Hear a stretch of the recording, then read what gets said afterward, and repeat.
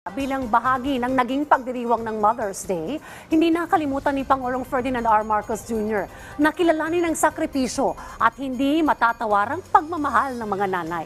Naging madamdami naman ang pagbati ng Pangulo sa kanyang may bahay na si First Lady Liza Araneta Marcos at ina na si dating unang ginang Imelda Marcos. Si Alan Francisco sa report. Rise and shine, Alan. Nagpaabot ng pagbati si Pangulong Ferdinand R. Marcos Jr. sa pagdiriwang ng Mother's Day kahapon. Sa kanyang social media post, sinabi ni Pangulong Marcos na ang pagmamahal at ang mga sakripisyo ng mga nanay ay nagbibigay ng liwanag sa buhay at nagpapatibay sa lipunan. Ipinarating ni President Marcos ang pagkabilib niya sa dedikasyon ng mga ina at single mom. Gayun din sa mga tatay na ginagampanan ang papel ng isang nanay at sa bawat isa na tumatayong ina. Sabi ng Pangulo, ipinagdiriwang natin ang bawat isang nanay. Sinuklian din naman ito ng mga pasalamat kay Pangulong Marcos sa mga netizen dahil sa pag-alala sa kanila.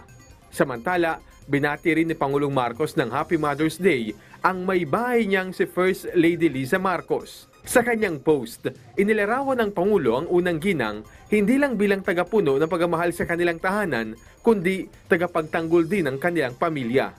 Dagdag niya, mapalad din sila sa pagkakaroon ng isang katulad ni First Lady Liza sa kanilang pamilya.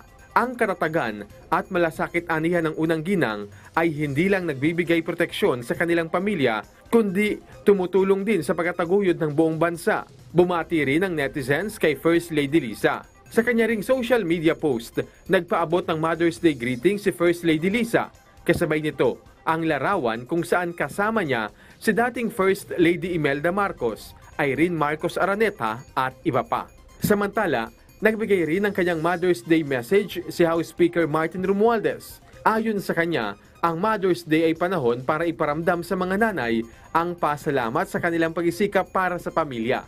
Si Senate President Mig Subiri naman, nagpasalamat din sa katatagan at pagiging hindi makasarili ng mga ina para maitaguyod ang kanilang mga tahanan at komunidad.